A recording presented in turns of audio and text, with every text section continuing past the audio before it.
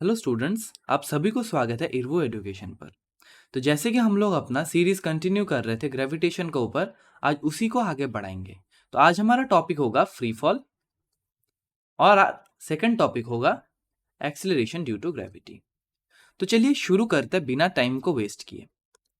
चलिए free fall देखिए, free fall होता क्या? A body falling only under the influence of gravity is known as free fall. ये क्या होता है सर? देखो, ये हमारा अर्थ है, राइट? तुमने एक बिल्डिंग से एक बॉल को ड्रॉप किया, राइट? एक बॉल को ड्रॉप किया तुमने, वो बॉल नीचे गिर रहा होगा। अब देखो, हमें पता है ये बॉल नीचे क्यों गिरता है, because earth is attracting this object. अब देखिए, अगर अर्थ अट्रैक्ट कर रहा होगा तो फिर इस पर एक फोर्स तो लग ही रहा होगा। अब देखिए, हमने पढ़ चुका है क्लास 9th में एफ इक्वल्स टू होता है एम ए, ये होता है ना। तो ये मान लो जो गिर रहा है इसका कोई एक्सेलरेशन भी होना चाहिए। जी हाँ सर, बिल्कुल होना चाहिए। अब देखिए, अर्थ इसको खींच रहा होगा तो फिर इसका जो एक्सेलरेशन आता है because of the earth pulling, समझो बढ़िया से, अर्थ इसको खींच रहा है और इसका जो एक्सेलरेशन आ रहा है, जो अर्थ इसको खींच रहा है उसके वजह से जो एक्सेलरेशन आ रहा है, उसको उसी एक्सेलरेशन को हम लोग ए से नहीं यानी जी से डिनोट करते हैं। इतना समझ में आ गया? जी हाँ सर, समझ में आ गया। सर ये जी क्या है? जी एग्जैक्टली वही है जो एक्सेलरेशन है। नॉर्मल एक्सेलरेशन में हम लोग क्या करते हैं, मान लो कोई एक मेरा कार चल रहा है, ठीक है, मैं फरारी लेके निकला हूं, तो ये जो एक्सेलरेशन से जा रहा होगा इसको हम लोग ए से डिनोट करते हैं। बिकॉज ये एक्सेलरेशन कौन प्रोवाइड करे? ये कार का इंजन कुछ इस पे फोर्स लगा रहा होगा, ठीक है, कंबशन का वजह से कुछ फोर्स लग रहा होगा। देखो, तुम लोग अभी ये टर्म्स बहुत हार्ड लग रहा होगा, कंबशन क्या होता है, तो मैं थोड़ा बता देता हूँ कि ये गाड़ी चल रहा होगा, तुमने तेल डालते हो ना, हाँ, इसमें पेट्रोल डलता है, ठीक है, और पेट्रोल का वजह से क्या होता है, इसमें पावर प्रोड्यूस होता है, ठीक है, जिसकी वजह से फोर्स लगता है। अब उतना समझने का जरूरत नहीं है, बस इतना समझो कि ये गाड़ी अगर चल रहा है तो इसके ऊपर कोई एक्सेलरेशन हो रहा होगा। ये एक्सेलरेशन क्या है? ये acceleration is produced by the car.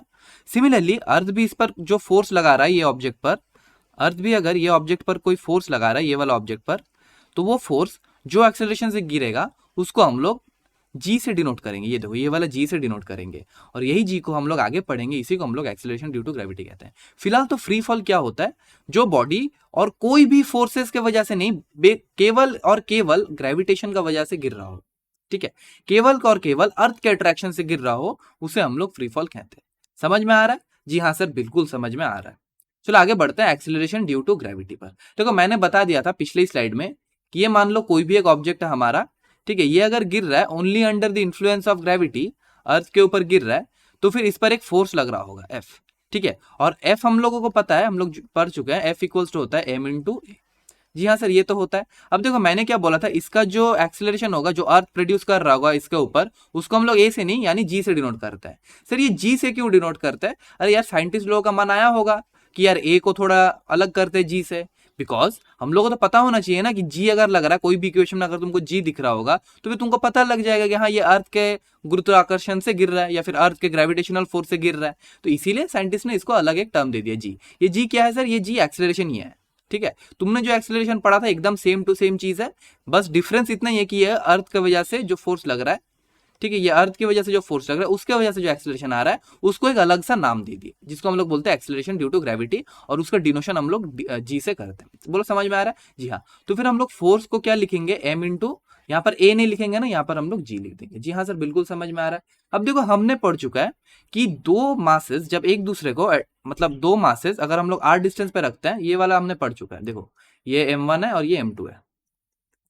अगर किसी को यहाँ पर डाउट आ रहा है कि m1 m2 या क्या फोर्स लग रहा है, तो फिर तुम लोग पिछला लेक्चर देखो, पिछले में मैंने सब बता चुका है, ठीक है। ये मान लो फोर्सेस लग रहा होगा ना, दोनों एक दूसरे को खींच रहा होगा, और उस फोर्स को हम लोग क्या बोलते हैं? उस फोर्स को हम लोग लिखते हैं G m1 m2 divided by r का स्क्वायर। जी हाँ सर, ये तो पिछला लेक्चर में आपने बता चुका है। तो फिर इस लेक्चर में नया क्या है हमारे लिए? हाँ, आगे देखो, ये नया है। देखो, हमने पढ़ा है कि एफ इक्वल्स टू होता है एम जी के बराबर। अब देखो, इस ऑब्जेक्ट का अगर मास है m, तो इस पर फोर्स mg लग रहा होगा only if it is falling under the influence of gravity alone, ठीक है। अब बढ़िया सी चीज समझो, देखो ये हमारा अर्थ है ना, ये अर्थ का मास क्या है? ये अर्थ का मास है m, और मान लो कोई ऑब्जेक्ट अगर अर्थ के ऊपर गिर रहा है, ये अर्थ के ऊपर ऐसे गिर रहा है, ठीक है, इस पर एक्सेलरेशन क्या आ रहा होगा? जी आ रहा होगा। जी हाँ सर, जी आ रहा है एक्सेलरेशन, ठीक है। अब देखो, इस पर जो फोर्स लग रहा होगा इसको हम लोग स्मॉल m बोलते हैं, तो इस पर जो फोर्स लग रहा होगा वो क्या होगा? G M M divided by r का स्क्वायर। ये दोनों डिस्टेंस को हम लोग आर बोलते हैं, ये दोनों डिस्टेंस को हम लोग आर बोलते हैं। जी हाँ सर, समझ में आ रहा है। अब देखो, हम लोग न्यूटन्स लॉ में पढ़े हैं कि एफ इक्वल्स होता है एम जी, तो फिर इसको हम लोग इक्वेट कर सकते हैं ना mg का साथ, तो फिर क्या आएगा देख लो यहाँ पे, ये आ जाएगा हमारा f इक्वल्स टू, ये था हमारे पास mg के बराबर, और हमने देख चुका है कि f इक्वल्स टू है हमारे पास g mm divided by r का स्क्वायर। दोनों को इक्वेट कर सकते हैं ना, दोनों ही फोर्स है, सेम फोर्स है, तो फिर इसको हम लोग इक्वेट कर देंगे। जी हाँ सर, इक्वेट कर सकते हैं, तो फिर ये क्या आएगा देखो, mg बराबर gmm डिवाइडेड बाई आर का square.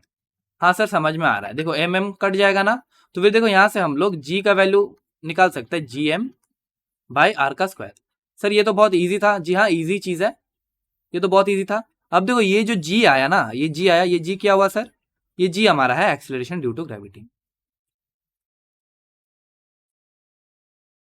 Due to gravity. Sir बढ़िया से समझ में आ रहा है एकदम, आप समझा रहे हो, बहुत बढ़िया से समझ में आ रहा है। तो फिर देखो ये एक्सेलरेशन ड्यू टू ग्रेविटी है। अब देखो मतलब मैं बोलना क्या चाहता हूं कि ये जो अगर कोई भी ऑब्जेक्ट अगर नीचे गिर रहा है वो केवल और केवल ग्रेविटी की वजह से गिर रहा है, तो फिर हम लोग उसको फ्री फॉल कहते हैं। और ये ग्रेविटी का जो वैल्यू होता है, इसका मैग्नीट्यूड हम लोग कैसे निकालते हैं, ये जी का मैग्नीट्यूड होगा हमारे पास, या फिर जी का जो वैल्यू होगा वो होगा हमारे पास जी एम बाई आर का स्क्वायर। जी हाँ सर बिल्कुल समझ में आ रहा है। तो फिर चलो आगे बढ़ते हैं हम लोग, अगर समझ में आ रहा है तो ये सब चीजें तुम लोग अपने से पढ़ लेना, मैंने लिख के रखा है, सेम चीज जो मैंने बताया वही मैंने लिख के लाया है, ठीक है, ये दोनों पढ़ लेना। ठीक है, अब आगे बढ़ते हैं कि एक्सेलरेशन ड्यू टू ग्रेविटी में ही आगे पढ़ेंगे। देखो जी हमारे पास स्मॉल जी हमारे पास है जी एम बाई आर का स्क्वायर। अब देखो वैल्यू ऑफ तो कुछ होगा ना, जी का वैल्यू निकालेंगे। अब देखो जी का वैल्यू हमें पता है, कैपिटल जी का ये होता है हमारे पास 2/3 इंटू 10⁻⁻10 न्यूटन मीटर स्क्वायर पर केजी का स्क्वायर। सर ये क्या बता रहे हो आप, ये 2/3 कैसे आ गया, तो पिछला लेक्चर देखो, ठीक है, जिनको ये पता नहीं चल रहा कि 2/3 कहां से आ रहा है तो पिछला लेक्चर देखो, ठीक है। और देखो मास ऑफ अर्थ हमारे पास क्या होता है, ये होता है हमारे पास 6 इंटू 10⁻24 केजी, ये होता है अर्थ का मास। और अर्थ का रेडियस क्या होता है, रेडियस ऑफ अर्थ होता है हमारे पास 6.4 इंटू 10⁻6 मीटर्स। जी हाँ सर बिल्कुल समझ में आ रहा है। अब एक बात बढ़िया से समझो, ठीक है सर, आपने तो बोला था कि ये हमारा अर्थ था, जी मैंने बताया था ये हमारा अर्थ था, और ये कोई भी एक ऑब्जेक्ट इस पर गिर रहा था, जी हाँ सर ये आपने बताया था। लेकिन सर आपने बस अर्थ से, सेंटर ऑफ अर्थ से इस दूरी को आपने लिया, सर आपने ये दूरी को इग्नोर कर दिया सर। सर आप गलत कर रहे हो, सर आपने ये दूरी को कैसे इग्नोर किया। अरे भाई ये दूरी को मैं क्यों इग्नोर ना करूं, मान लो तुम्हारा अर्थ का रेडियस जो होता है वो 6400 किलोमीटर होता है, ठीक है, अर्थ का जो रेडियस होता है, रेडियस ऑफ अर्थ लिखते हैं इसको, वो होता है 6400 किलोमीटर, 6400 किलोमीटर।